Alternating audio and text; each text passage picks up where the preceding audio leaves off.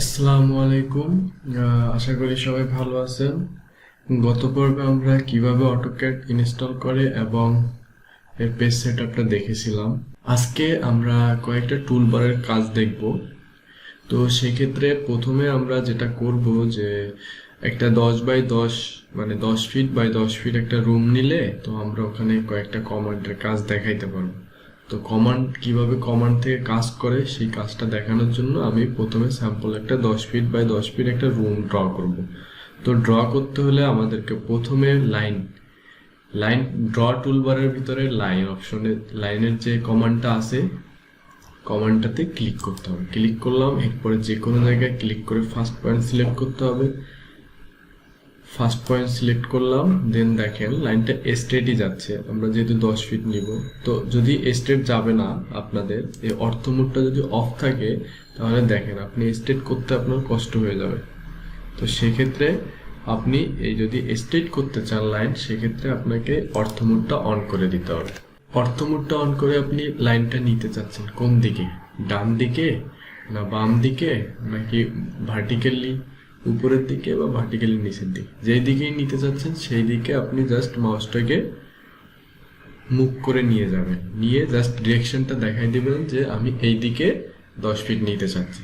So আমি এই দিকটাতে 10 ফিট নিব, সেক্ষেত্রে আমি এই দিকে নিয়ে 10 ফিটে 120 ইঞ্চি, আমি 120 ইঞ্চি দিয়ে এন্টার দিলাম। দেখেন আবার নিচের দিকেও নিব আমি 10 ফিট। তো আবার সেম লাইন কমান্ড ক্লিক করে, এবার যে কোনো জায়গায় ক্লিক করলে হবে না, আপনার এই যে লাইনটা ড্র করছেন লাইনটার যে কোনো এক পাশে ক্লিক করবেন। তো আমি ক্লিক করলাম, দেন আবার 10 ফিট মানে 120 ইঞ্চি, দেন এন্টার। ওকে, দেন এই দিকেও 120 ফিট 120 ইঞ্চি, এন্টার। এখানে তো আর লাইন দিতে হচ্ছে না, মানে কোনো ডাইমেনশন দিতে হচ্ছে না, জাস্ট এই পয়েন্ট মিলাই দিলে পুরো জিনিসটা হয়ে গেল আমাদের। আচ্ছা, আমাদের রুমটা ড্র করা হয়ে গেল। তো এখন রুমের ওয়াল কতটুকু হয়? 5 ইঞ্চি হয় অবশ্যই, আর যার 10 ইঞ্চি দরকার সে 10 ইঞ্চি দিবে। জাস্ট কিভাবে করতে হয় আমি ওটা দেখাই দিচ্ছি। তো আপনার আগে চেক করে নিতে হবে যে আমার যে ড্রয়িংটা করলাম এটার ডাইমেনশন ঠিক আছে কিনা। তো সেক্ষেত্রে আপনার দেখেন ডান পাশে যে ডাইমেনশন টুল আছে, এখানে লিনিয়ার যে অপশনটা আছে এই কমান্ডটাতে ক্লিক করবেন। এরপরে ফার্স্ট পয়েন্ট সেকেন্ড পয়েন্ট, দেখেন 10 ফিট ঠিক আছে। তো এটাকে আমি মুছতে চাচ্ছি, ঠিক আছে। এটাকে মোছার জন্য আপনাকে সিলেক্ট করে ইরেজে ক্লিক করতে হবে, অথবা আপনি কিবোর্ডে ডিলিট প্রেস করলেও হয়ে যাবে সিলেক্ট করে। এরপরে আমরা চাচ্ছি 5 ইঞ্চি করে ওয়াল দিব চারপাশে। তো সেক্ষেত্রে আমাদের যেটা করতে হবে তা হচ্ছে আমরা অফসেট কমান্ড ইউজ করব। এটা হচ্ছে আপনার মডিফাই টুলবারে পাবেন অফসেট। তো অফসেট আমি ক্লিক করলাম, এবার আমরা কয় ইঞ্চি নিব অফসেট? 5 ইঞ্চি। 5 ইঞ্চি 5, তারপর এন্টার। এরপরে আমি এই লাইনটার অফসেট নিব, তাহলে এই লাইনের উপর ক্লিক করব। অফসেটটা কোন দিকে নিব, এই ভিতরের দিকে নাকি বাহিরের দিকে? যদি আপনি ভিতরের দিকে নিতে চান তাহলে এই প্লাস চিহ্ন যেটা দেখতেছেন এটাকে আপনি সেই ভিতরের দিকে নিয়ে এসে আর একটা ক্লিক করবেন লেফট সাইডে। এরকম প্রত্যেকটার আপনি অফসেট নিতে পারবেন। তো এরপরে এই লাইনটা নিলাম, এই লাইনটা নিলাম, এই লাইনটা নিলাম। তো এখন দেখেন আমার ওয়ালগুলো হয়ে গেছে। জাস্ট এই যে বাড়তি অংশটুকু দেখতেছেন কর্নারে কর্নারে ক্রসের মতো, তো এটাকে আমি রিমুভ করতে চাচ্ছি। সেক্ষেত্রে আমরা যে কমান্ড ইউজ করব সেটা হচ্ছে ট্রিম। এটাও মডিফাই টুলবারের মধ্যে পাবেন। তো ট্রিম ক্লিক করলাম, দেন এন্টার দিলাম। তারপরে আমরা যে অংশটুকু কাটতে চাচ্ছি সে অংশের উপরে রেখে ক্লিক করব। আর ট্রিমের একটা মূলনীতি হচ্ছে সেটা হচ্ছে আপনার ইন্টারসেকশন করতে হবে, ঠিক আছে। লাইনগুলো যদি ইন্টারসেকশন না করে তাহলে কিন্তু ট্রিম হবে না। যেমন দেখেন এই লাইনটাকে আমি ক্লিক করলেও ট্রিম হবে না। তো আমরা সবগুলো ট্রিম করে দিচ্ছি।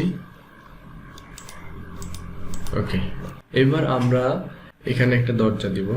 তো চলেন দরজাটা কিভাবে দেয়া যায়।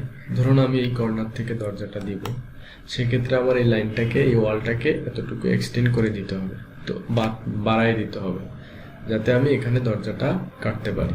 তো চলুন কিভাবে কাটা যায়।